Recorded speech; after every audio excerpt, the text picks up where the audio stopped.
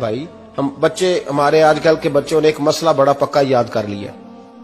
کہتے مولانا پیر صاحب پسند کی شادی کرنا جائز نہیں. میں کہتا ہوں صاحب اور بھی بڑی چیزیں جائز ہیں, صرف ایک ہی شے جائز رہ گئی ہے. رسول پاک صلی اللہ علیہ وسلم سوائے اللہ کے کسی کے پابند نہیں, کسی کے پابند نہیں. پر جناب سیدہ خدیجہ الکبریٰ رضی اللہ تعالی عنہ نے پیغام نکاح دیا, یا رسول اللہ میں شادی کرنا چاہتی ہوں. حضور کسی کے پابند نہیں, پر میرے محبوب نے فرمایا میرا چچا میرے والد کی جگہ ہے, میں اپنے چاچا سے پوچھ کے تمہیں جواب دوں گا. یہ ہے پسند کی شادی جو میرے نبی نے بیان فرمائی ہے. تو سارا کچھ کراس کر کر کے گزر جاتا ہے. یہاں تو حال یہ ہے کہ پالنے والا کوئی اور سائے میں بیٹھنے والا. باغ تیرے دی کر کر راکھی میں ساری عمر گزاری, تو جدوں اے پھل پکن تے آیا تے لے گئے ہور بپاری. اور بیٹا گزرتا ہے اماں کے دروازے کے آگے سے, اماں کے دروازے کے آگے بیٹا امرود لے کے آیا ہے 6 کلو. توجہ ہے میری بات پر؟ ادھر دیکھیں جی, چھوڑیں تھوڑی دیر ہماری سنیں. وہ امرود لے کے آیا 5-6 کلو, تو اماں کے دروازے کے قریب سے گزر گیا رات کو. تو کمائی کھانے کا ٹائم آیا نا, تو گزر گیا. تو وہ وزیر اعظم سے ڈرتا ہے نا, تو جا کے بی بی سے کہتا ہے بی بی کے حقوق دینا بھی رسول اللہ کی سنت ہے. لیکن یہ کیا بات ہوئی, تو نے بیوی اور ماں کا مقابلہ شروع کرا دیا. سمجھ تو صحیح, یہ تیرے لیے کعبے کی جگہ ہے اور تو بیوی کے لیے کعبے کی جگہ ہے.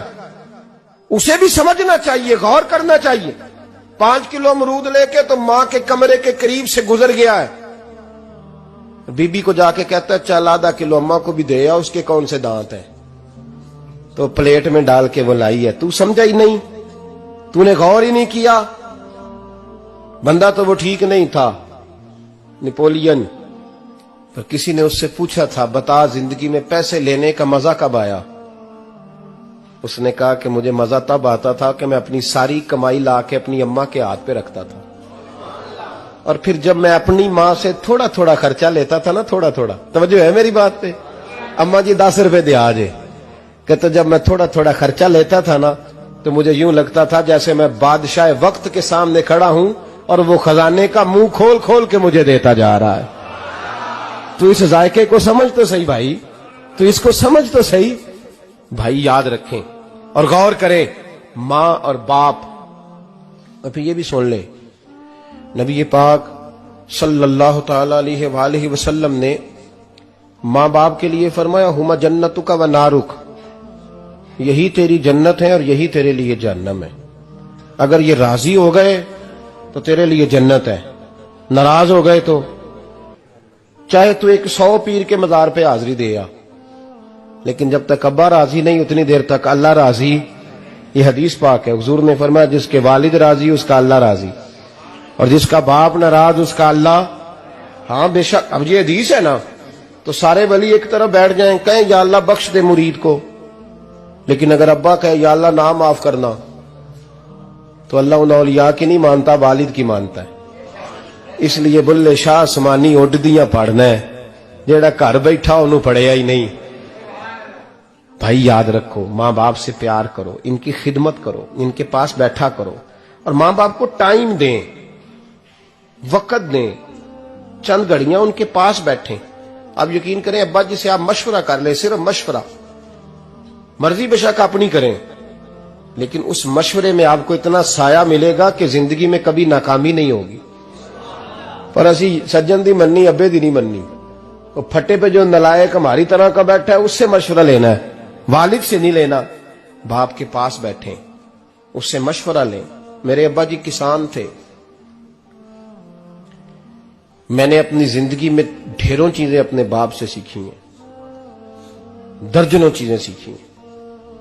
میرے والد بڑے خوددار تھے, مزاج میں عجیب سی خودداری تھی. کوئی بندہ کبھی حال پوچھ لیتا تھا نا کہ حالات کس طرح کے ہیں, تو فرماتے تھے بھائی اگر بتانا ہوا تو اپنے اللہ کو بتاؤں گا. الحمدللہ بڑا فضل ہے, میں نے ان کے ہاتھوں پہ ہمیشہ چھالے دیکھے, ہمیشہ چھالے, لیکن ان کا ہاتھ کبھی کسی دنیا دار کے سامنے پھیلتا ہوا نہیں دیکھا. لوگ مجھے کہتے ہیں آپ کس پیر صاحب کے صاحبزادے ہیں؟ تو میں کہتا ہوں میں اس پیر کا صاحبزادہ ہوں جس نے محنت کر کے حلال کی کمائی کھائی ساری زندگی۔ یہ لوگ پیر نہیں ہوتے، یہ مرشد نہیں ہوتے، اور میں نے درجنوں چیزیں سیکھی ان سے۔ تو سیکھنے تو بیٹھ، تجھے ہزاروں چیزیں ملیں گی۔ بھائی اپنی زندگی میں ماں باپ کی طرف دیکھو، سب سے ضروری کام ہے انہیں وقت دو۔ اماں کے او بھائی بڑا مشکل ہے دنیا داروں سے تعریف کرانا، اماں دے کول تے ایویں 2 منٹ راتی بھئی نہ آکھی اماں پیر کٹے نہ رضائی جو تیرے گھٹ چھڑا، تے اماں کہندی جا میرا پتر تھکیا آیا تو سو جا کے، میں کدو کام لگی سا، میں کدو حل وان ڈئی سا، جا سو جا کے۔ بس یہ کاروائی ہے، تو نے 2 منٹ کے لیے کہہ دیا، سویرے پورے محلے میں تیری اماں کہے گی اللہ میرے پتر ورگا پتر سارے نو دے، راتی آندا ہے تے مینوں گھٹ کے سوندا ہے، اللہ گھٹیا کوئی نہیں سو بھی کاروائی پائی سو، لیکن وہ سب کو بتاتی ہے۔ تو بھائی اتنی قیمتی چیز اور تو چھوڑ کے میں کبھی جلسے سے دیر سے آتا تھا نا، اب تو جاتا نہیں زیادہ جگہوں پہ، کوشش کرتا ہوں کہ چلو ماحول کے مطابق، تھوڑا خشک آدمی ہوں تو ہر جگہ سیٹ نہیں ہو پاتا، اس لیے کم جاتا ہوں۔ تو کبھی رات کو آتے تھے نا دیر سے، میری اماں جی شوگر کی مریض تھیں، تو میں چھوٹے بھائی کو فون کرتا تھا کہ اماں جی سو گئے کہ سو گئے، میں کہتا تھا کہ تو نہ اس طرح کر، نیچے آ جا، 2 بج گئے، وہ شوگر کی مریض ہے، آنکھ کھل جائے نا تو دوبارہ لگتی نہیں بزرگوں کی، تو دروازہ کھول دے، اندر دستک دی تو دقت ہوگی۔ تو میں جوتے اتار کے اندر داخل ہوتا تھا تو پہلا قدم رکھتا تھا تو میری اماں بول پڑتی تھی پتر آ گئے آ گئے۔ او بھائی تو اس درد کو سمجھنا، کوئی تجھے ملے گا، کوئی ملے گا تجھے ایسا؟ اب میں دور دراز بھی چلا جاتا ہوں، ان کی زندگی میں نہیں جا پایا، کہتے ہیں ہم نے نہیں جانا، گھر میں رہنا ہے، اس کیف کو سمجھ لے، اس دولت کے قریب ہو جا۔ حضرت ابو ہریرہ رضی اللہ تعالیٰ عنہ فرماتے ہیں میری اماں بوڑھی تھیں، میں ان کی خدمت کرتا تھا۔ باپ کی خدمت اور ماں کی خدمت سب کے حصے میں نہیں آتی، یہ رب جسے محبوب رکھتا ہے اسے یہ موقع عطا کرتا ہے۔ خوش نصیب ہے جسے بوڑھا باپ ملے اور وہ نوکری کرے، خوش قسمت ہے جس کو بیمار ماں ملے اور وہ نوکری کرے۔ حضرت ابو ہریرہ فرماتے ہیں میری اماں بوڑھی تھیں تو ان کا معدہ کمزور ہو گیا تھا، تو میں اٹھا کے پخانہ پیشاب کرتا تھا تو کئی دفعہ میرے اوپر کر دیتی تھی۔ یہ حضرت ابن جوزی علیہ رحمہ نے اس کو لکھا ہے، فرماتے ہیں میرے دل میں خیال آتا تھا کہ میں بڑا خدمت گزار ہوں اپنی ماں کا۔ ایک دن میں حضرت عمر کے پاس بیٹھا تھا ان کے دور خلافت میں، تو ایک شخص آ گیا، اس شخص نے آ کر کے کہا کہ حضرت عمر سے حضور ایک مسئلہ پوچھنا ہے۔ فرمایا پوچھو۔ وہ کہنے لگا حضور میری اماں بوڑھی ہو گئی ہے، بیمار رہتی ہے، مریضہ ہے، مجھے آواز دیتی ہے بیٹے پیشاب آیا ہے، آواز دیتی ہے تو میں اماں کو اٹھاتا ہوں، ابھی میں بیت الخلاء تک واش روم تک جاتا نہیں کہ میری اماں میرے اوپر پیشاب کر دیتی ہے۔ حضرت عمر سے کہنے لگا حضور بچپن میں اماں پہ پیشاب کرتا تھا، اب اماں میرے اوپر کر دیتی ہے تو حق ادا ہو گیا نا۔ حضرت ابو ہریرہ کہتے ہیں جب اس نے سوال پوچھا تو میرے بھی کان کھڑے ہو گئے، میں نے کہا یہ تو میرے والا مسئلہ پوچھ رہا ہے، میرے والا مسئلہ پوچھ رہا ہے۔ میرے پاس ایک دوست جمعہ پڑھنے آتے ہیں بڑی دور سے، مجھے کہنے لگے حضرت صاحب جدوں بھی میں آنا نا تسی میری ہوئی گل چھیڑ دیندے ہو، وہ جو بات ہوتی ہے نا بالکل میری ہوتی ہے۔ میں نے کہا نہیں یار جو میں کر رہا ہوتا ہوں وہ میری بھی ہوتی ہے، وہ سارے معاشرے کی ہوتی ہے، ہمیں لگتا ہے کہ میری ہو رہی ہے حالانکہ وہ بات ہماری سب کی مشترکہ ہوتی ہے۔ سن لیں اور یاد رکھ لیں۔ حضرت ابو ہریرہ فرماتے ہیں میرے کان کھڑے ہو گئے، میں نے کہا اس نے تو میری بات پوچھنی شروع کر دی۔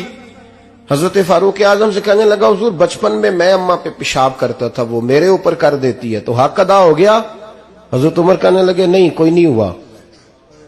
اس نے کہا حضور مجھے سمجھائیں، وہ سارے کام جو میں اماں کے ساتھ کرتا تھا اماں میرے ساتھ کرتی ہے تو کیوں نہیں ہوا؟ حضرت عمر کہنے لگے بھائی پیشاب تو بھی اماں پہ کرتا تھا اور اماں بھی تیرے اوپر کرتی ہے، پر تیری اور تیری ماں کی سوچ میں بڑا فرق ہے۔ اس نے کہا حضور کس طرح؟ تو کیا جواب ہے سیدنا فاروق اعظم کا، لو کان نبی بعد لکان عمر ابن خطاب، کیا جواب ہے؟ حضرت عمر فرمانے لگے تیری اور تیری ماں کی سوچ میں بڑا فرق ہے۔ کہا حضور کس طرح؟